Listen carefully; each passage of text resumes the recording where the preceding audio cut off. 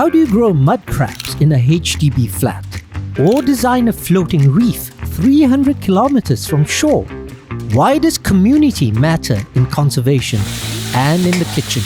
I believe that we should be interacting with animals. Shannon Lim and Jana Sandeva question the systems we live by, from food security to village solidarity. What do we really need to thrive? And who do we need beside us?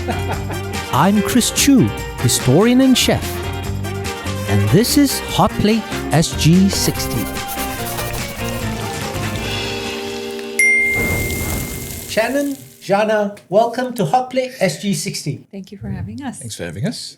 Shannon, I've known you for some time now, and it's frightening at times. Yeah, sorry. Tell me about it.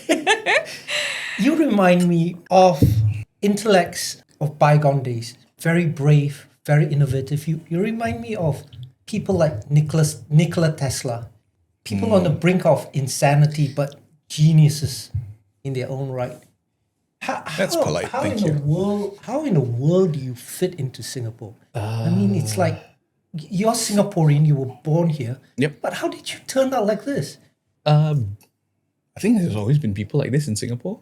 Really? Yeah, I think Singapore, because we are a migrant city, right? And very few of us are native Singaporean. I think we're made up of people who basically got kicked out of their home countries for being weird. And then they ended up here. And yeah, there's a weird gene somewhere in the population. I've been to your place. Oh. You've converted your place into an amazing aqua farm where you're growing huge prawns and right in the middle of a housing estate. Yep. I guess I wouldn't say I'm solving the food supply issue because I don't grow enough to really supply anything. I am trying to grow heritage food while it's still possible. So the stuff that our grandparents and great-grandparents used to eat at the size they used to eat it, so you don't lose context for old recipes. Because a lot of old recipes call for one prawn. Yeah. And then as someone in 2025, you think I need one prawn. Yeah. But what they mean is you need a prawn. So is this as a template to tell everyone it's doable? Let's do this. Obviously, you can't supply this. As you said, it's not commercially viable, right? But you're going to say, I grew this prawn. We can do it again. You can do it too, which is why I'm teaching urban seafood farming at NTUC now. Like not the supermarket, the learning hub. I've seen your crab condo. Yep. What else have you come up with since then? Sea bass grouper, snakeheads, sunhok, which is those marble gobi, tomatoes, rice, basil. In Weird that stuff. plastic box. Yeah, in the which plastic you can box. convert it. So you can have up to 600 kilograms of water and equipment, which means you can have 4 crab towers per room. Because grouper live in caves in the wild, right? On a reef, you usually find them hiding in a cave. Because it's in a drawer, it's basically the same thing. The grouper feels safe, very comfortable. They go from 800 grams to 1.5 kilograms in about 8 months. Rice grows in wet environments very well. So I've got a couple hundred people growing rice in the HDBs now. The idea is if I have enough of them, I can... You amaze me. I mean, I heard grouper in a tank living in caves. Now you're telling me grow rice, right? Yeah. So specifically the Thai variety of sticky rice. The idea is if I get enough people, we can all get together at one person's house. That person can have the little Japanese benchtop rice mill. Mm-hmm. Yeah, and then, form a little community, everyone bring their rice, mill it. Someone else can grow the mangoes and we can have the sticky rice. Jana, you live with a genius. I honestly think he's a mad genius. So Jana, you've been in Singapore for quite some time, and in contrast, I think you work at NUS as an administrator, or what do you Basically, I've been doing mostly research programs, organizing research programs for undergraduates, and also advising those that want to continue to grad school. Moving forward, I'll be switching departments and I'll be doing more alumni affairs work. So students who completed a particular set of programs, finding ways to bring them back together, get them to talk to each other, exchange tips, and advice, and also to basically maintain the community spirit. Depending on a type of role, they also like to bring, talent from other places, because the student body is also quite diverse, and it's important to have people from different backgrounds so that the students can connect better with them. And then we talk to them about how to pursue that particular interest, or what kind of skills they might need to cultivate in order to be competitive in a particular industry. It's interesting. So I'm going to role play a bit. So I'm Chris. I've just graduated with a degree in English literature. Okay. Very woo-woo kind of degree. Tell me about it. I have the same. Jana, Yeah. what job can I get? I'm really worried. My dad wants me to be a high-flying hedge fund manager. Okay. I got an English lit degree. Well, I got good news for you. Hedge funds don't necessarily care about your major from undergrad anyway. As long as you show that you have the skills to do the job, which you can pick up on the side, doesn't have to be from your major, and you learn how to get through the interview process, there are chances for you to get into a hedge fund if you want. But you can also do other things. Have you thought of student life? Student life? What The thing I do, basically. Oh, okay. Okay. Working in student-facing roles. Oh, okay. Yeah. You guys have also done a lot of compassion work, right? You've helped raise money for A childcare center. Yeah, childcare in center. Thailand. Right? Yeah. Can you tell us a bit about that? Basically, these are old friends that we're helping in Thailand. They live in a village called Hue Kang in Chiang Mai province. I visited them three times now, either with students and colleagues or on my own. They have a very traditional, very sustainable lifestyle in that village up in the hills. They grow their own rice. They basically try to be as self-sustaining as possible, but they also try and preserve traditional arts and crafts. They dye their own clothing. They make these beautiful, elaborate shirts. And Is this a hill tribe? they're a subset of the Karen. So they have a very strong, strongly rooted community there, and they've been trying to open themselves up to people from outside to come in and experience it.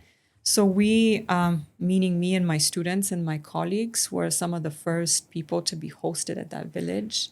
Okay. So that we could experience that traditional way of life. Okay. And we were there, amongst the rice fields and the shade-grown coffee plantation, and with the chickens and with the other animals running around and learning about traditional medicine. That's not new to you, right? I mean, you experience it at your own home. We have ducks because chickens drown. Right. Yeah, you have ducks, right? Yeah. Right. Ducks are better for Singapore because they tolerate the heat better, and they can also swim.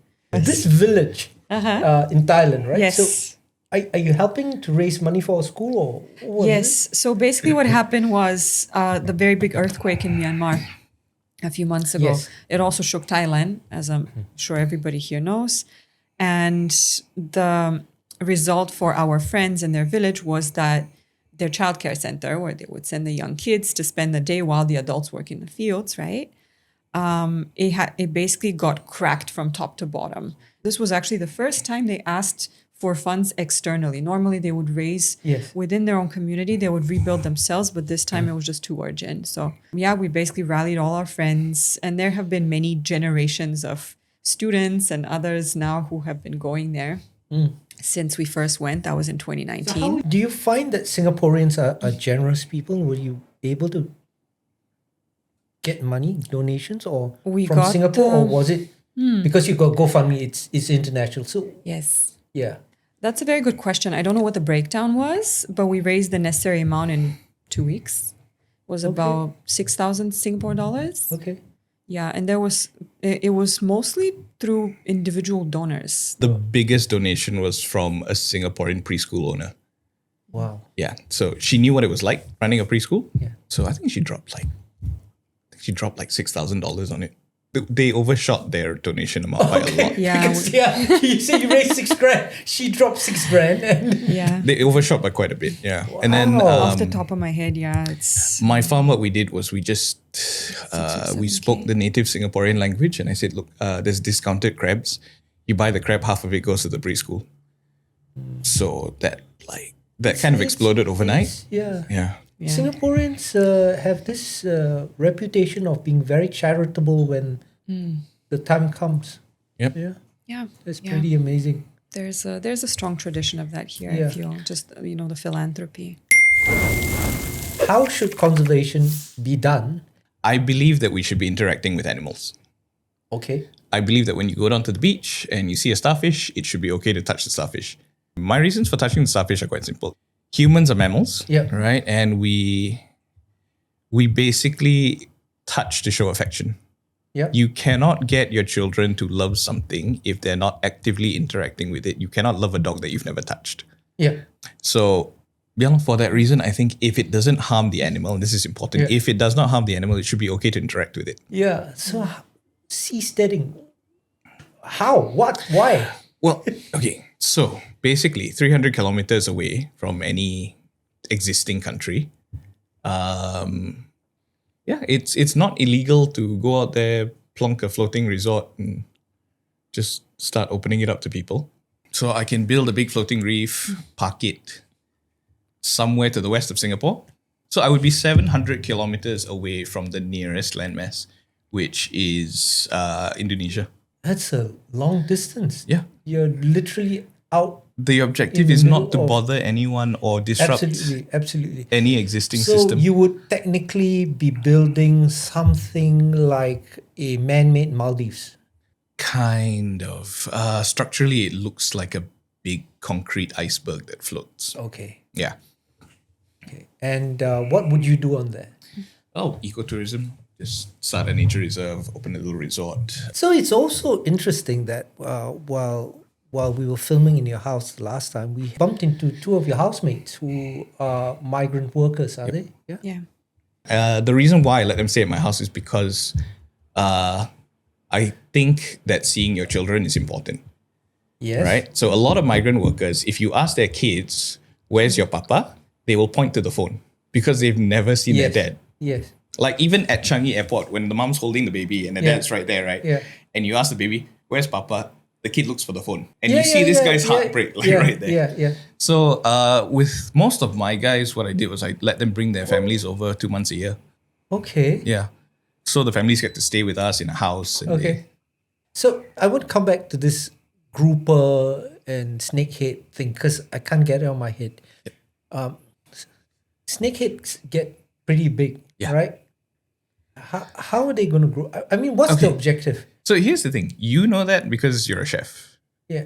Most people have no idea that like fish grow really, really big. Like Yeah. Singapore used to be home to these car-sized fish Yeah. that, could eat a whole dog. But now we eat them like that at 3 months old, Yeah. 2 months old. Yeah. So because the culture has shifted and we're eating tiny fish now, Okay. you can put them in a crab condo and grow tiny fish. Okay. So you say that is it NTUC who's you're teaching there? Learning hub, yeah. The learning hub, right? I designed the course Oh, and you I design the oversee course. it. You oversee. I pay someone else to teach. Okay. What is the end game here? Is it for Singaporeans to be able to somehow have some food security to be Yeah. able to grow their own? So yeah, the end game is to get as many people involved in the food growing process as possible in their spare time with their spare resources. So there's no added cost. But I just feed my tetras. I mean, it's purely a hobby. If I didn't have this hobby, I would be a much richer man. To grow a fish to eatable size, it'd be much cheaper for me just to go down to Tekka and buy the same fish, wouldn't it? No, not really. It basically costs you $3 in fish food to grow a 1 kilogram fish. Okay. Yeah. The nice thing about having a big community of people is I've got a few hundred people who can go to manufacturers and bargain. So they get treated like a large farm, even though they're hundreds of individual farmers. So, sorry, what size fish was it again? A 1 kilogram 1 fish, kg, and you need $3. $3 for him to grow from From 50 grams 50 grams. to 1 kilogram, it's about $3. And that's if you use Really? pelletized feed. Yeah. If instead you just give him the prawn heads when you cook, or your food scraps, or you make friends with the prawn noodle guy downstairs and you take all the prawn heads after he's done making the stock, then it costs you nothing. Wow. I must say you're a magician, because I'm just thinking, chucking prawn heads into my tank, it will kill my filter within 2 days. So in the class I teach people how to build better filters at no cost. I definitely must come to your class. It's let's see, you can use your skills future, 70% subsidy. Yeah. Okay. If you're over 40. That's amazing. So getting everyone to farm forces people to interact. And I think that's what we're lacking as a country. Yeah. Community, right? Yep. So if the prawn noodle guy likes you, you make more friends. Okay. And if you've got too many fish, you can give them away to your neighbors. Yeah. Because you get sick of fish after a while. Now that you have this, I assume you already have a community of people doing this with you. So what's the racial makeup of this? Do they, or age makeup? They come from all walks of life? Okay, because of the subsidy thing, I have a lot of people over 40. Okay. But the interesting thing is I, for some reason, have a disproportionately large group of retired doctors. Okay. Yeah, I don't know why. Okay. So we've got that, but we've got racial makeup is very, very mixed. Okay. It's actually a really accurate representation of Singapore. Okay. So like 70% Chinese, 30% Malay. And then for some reason, I have a lot of Filipinos. So like naturalized Filipinos, Singaporeans. Yeah. Yeah, and I think it's because they interact more with their grandparents and extended family back home. And they feel like they're missing out, like there's something missing. So they come and they learn farming skills from us. Probably because it's embarrassing to ask your grandparents. Like go back there and be like, hey, I'm this city person. I don't know what a chicken is. Okay, my brain still can't wrap around this, because I've tried like not livestock, right? Like just growing salads with that UV light. You can buy that machine now. Like, okay, I get a successful crop of salad. I make one salad. That's it. Yep. I've got to wait for the next cycle. I mean, it's just one salad that I ate, right? So, I mean, how can this be something that's on a regular basis? I mean, it's like, okay, I want to eat a fish today. Yep. I just ate that fella that I groomed to be eaten. Where's the next fella? One level down on the drawer, that's fish number 2, 3, 4. So you do actually have to have... Yeah, individual fish. So every fish gets its own drawer. So in your estimate, just to say eat a protein, a fish, seafood protein, twice a week, how many would you have to? Twice a week. So you need 104 drawers. But okay, wait. 104 drawers would give you like 104 kilograms of fish. You're not eating a whole. Yeah, but I mean, we can recycle, fish. right? I mean, we can recycle the when tanks, you right? eat the first fish, we eat the fish, we you put in a new yeah, fish. Yeah. But I guess because you grow such a large fish, you would. It takes how long to? I don't know, how long does it take you to eat a 1.5 kilogram fish? That's like a week worth of food, I think. 1.5 kilogram fish. Yeah. I don't know. I mean, it depends on the size of the family, right? Yeah. Yeah. Yeah. The average family of 4 will go through a 1.5 kilogram fish in like, if you eat fish for every meal, 2 days. Yeah. Yeah. And you eat at home every day. So if you wanted to have a fish every week, you would have to have 4 towers in every room. You know what? The easier thing would be to just make friends. Make friends. Make friends and y'all can cycle your fish. Yeah. Everyone's on Telegram. So like some guys are growing fish, some guys are growing crabs. Okay. The crab people feed their crabs mussels and clams and all that. The shells from that go to the fish people because the shells help filter the fish water. Wow. And then when the fish people harvest their fish, they don't eat all the guts. So the guts go to the crab people. So I'm forcing them to make friends. You've created an ecosystem of people. Yeah. Of people, right? Yeah. Amazing. And it's working out quite nicely. Amazing. Yeah. So I think, definitely Singapore's answer to food security could be this. This is a very viable and sustainable way of doing it. Right? Both of you. Shannon, my word for you is mind-boggling. You boggle my mind each time I talk to you. In a good way, it gets me thinking. So this is a farm/resort that I helped design for a company called Arcpad. Arcpad is based in Davao. Okay. So what you're seeing is a bunch of glamping tents directly over a fish farm. So in the center of that hexagon is where we keep the fish. So Yes. milkfish, tilapia, and yellowfin tuna. Around the perimeter. So this is in Philippines? Is it? Yeah, southeast of Davao. Okay. So Singaporeans can visit starting next month, actually in July. Big fish in the middle, basically. And then the perimeter under the glamping houses, Yeah. we've got lobsters. Okay. So they live under the houses. Yeah. And they distract the fish from killing each other. But the fish can't get to them. So they just stare at them longingly. Wow. So what do the humans do here? Just observers. The humans, I guess, the kids just feed fish until they get sick of it. The parents just get drunk. It's a resort. You do They sip resort champagne. things. So this was a design by, I think, Oceanics. It's another company. They're based in California. Okay. But basically, they wanted to build a big floating city with a big floating breakwater, solar power, everything, and then try and get as much nature in marine dead zones as possible.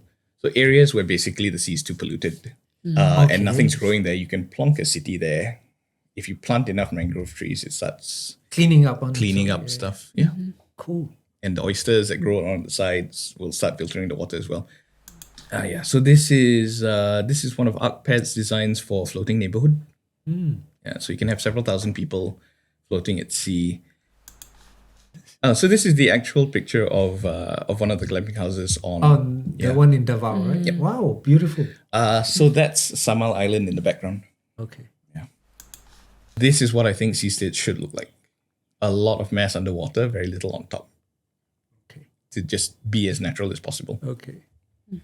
And this is you. Oh yeah, that's me, like 20 kilograms ago. So that's me and president of the Seasteading Institute, a guy named Joe Quirk. And what are you doing there? Well, we're feeding grouper. Oh, okay. Oh no, we're feeding sea bass in this one. Wow. Me looking dreamy at Angkor Wat. That was early last year. I went there with a friend. So you're from Bulgaria and you also came from a farming life? Kind of. I guess my grandparents were all came from villages and they were actively working the land in order to be able to support themselves. And I guess my grandfather lived during the time when Bulgaria transitioned from being a kingdom to being a communist country with like a central planned economy. And so there were a lot of changes, but throughout that time they continued to stay close to the land. He kept a house in the village, and we used to go to that house a lot when I was little. So I would chase the chickens and pick fruit off the trees. My dad is a vet, so there would be like little chicks coming to our house. Yeah. Wow, you're looking very suave. You should wear suits more often, man. I know, right? But then I got fat. But you're looking really suave here. This is during my family's latest visit to Singapore. That was right before COVID. They got on a plane back to Bulgaria on the 15th of January the following year. And then 2 weeks later, everything shut down because of COVID. They just narrowly got out. Yeah. But we went to a Chinese opera here in Chinatown. Okay. They were very fascinated with it. And this is me with our friends at Hui Kang, the village that we helped to rebuild the school for. So the lady in the middle, standing right behind the boy in yellow, her name's Yati. She's a community leader in that village. And she's the one who basically like raised the alarm and got in touch. Yes. We've been in touch with her ever since we first met in 2019. Wonderful. Okay, that's it. So, end of podcast, but not the end yet. Okay. We're going to go into the kitchen and we're going to cook something. Okay. And then we'll come back here and eat and chat some. Sounds good. great. This dish is called Ajvar, flame grilled bell peppers and brinjal, of which we mash after that. Ajvar is a Balkan classic. Roasted peppers, eggplant, garlic, made after harvest as a winter staple. A tradition of smoke and soul. Now we're going to cook it down in olive oil. Now this dish is the food of the rural folk. It's very traditional. Give me a bit of sugar, white vinegar, a pepper, and a paprika. Today, I'm glazing it over chicken, bringing Balkan warmth to our Singapore table. In goes the magic ingredient, Ajvar. I hope Jana loves this. So we are going to let this marinate. Let's see what we can cook up to go with this smoky dish. We are going to be making nasi goreng mama. I'm pairing my Ajvar chicken with nasi goreng because when that smoky Balkan depth meets our fiery local sambal, it's heat, heart, and a whole lot of flavor.